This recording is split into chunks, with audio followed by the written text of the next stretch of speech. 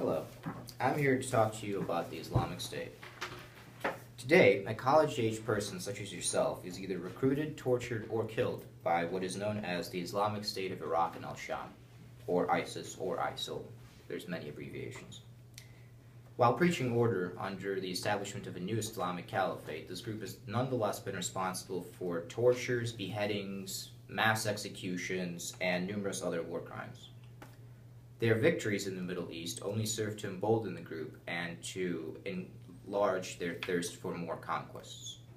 Therefore, it is our duty to stop and defeat the Islamic State because of its numerous human rights violations, and this would bring peace to not only the region, but to most of the world. Some facts about the group. The Islamic State controls land in both the nations of Iraq and Syria, including large cities such as Raqqa, Mosul, and most recently Fallujah. According to Thomson, Green, and Torre, 8 million people now live under its rule. According to Luwab al-Khatib with the Brookings Institute, it controls 60% of all Syrian oil refineries, as well as a very large part of Iraqi oil refineries. What this amounts to is, they trade the oil in the black market, and what this ultimately amounts to is $3 million per day in revenue for the group.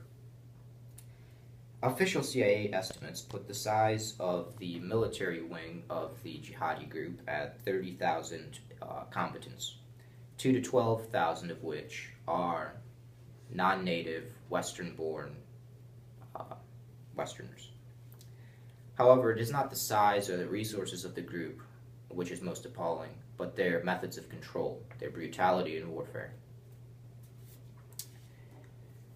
Their first war crime would be the use of child soldiers for its Cubs of the Islamic State program, which recruits children as young as 7 for training in combat roles, including learning how to do suicide bombings. These kids are then put out as both human shields and other non-combatant operations until they are old enough to engage in actual combat.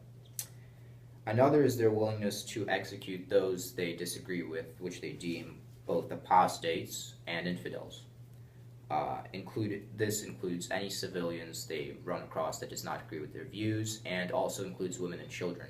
Most recently, 150 men, women, and children of the Sunni Islamic faith were executed in Iraq summarily. Another one of their infamous war crimes is their torture of random civilians.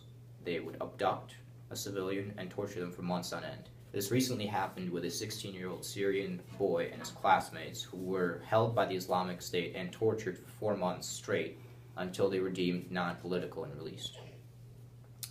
Reports are also emerging about their use of chemical warfare, including gases like chlorine gas, in combat against the Kurdish fighters in Kurdistan. This, of course, constitutes a major war crime, according to all definitions by international law. Even the UN concluded that what the Islamic State is doing is, quote-unquote, crimes against humanity.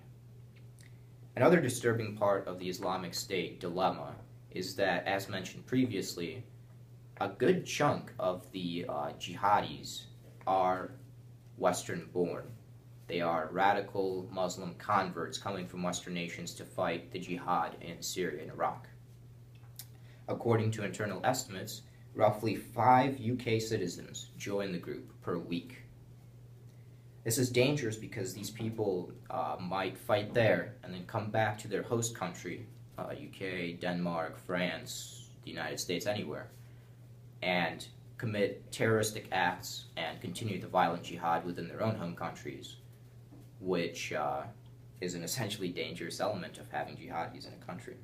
This is especially dangerous in countries such as Denmark, which have so far not imprisoned returning militants. Therefore, the Islamic State of Iraq and Al-Sham is a danger to the world today. It is well-funded, it is well-armed, it has good reserves of both manpower and oil, and it has a good chunk of land in the Middle East, along with parts of Libya. Its values are radical and fundamentalist and opposed to basic human dignity, freedom, and rights.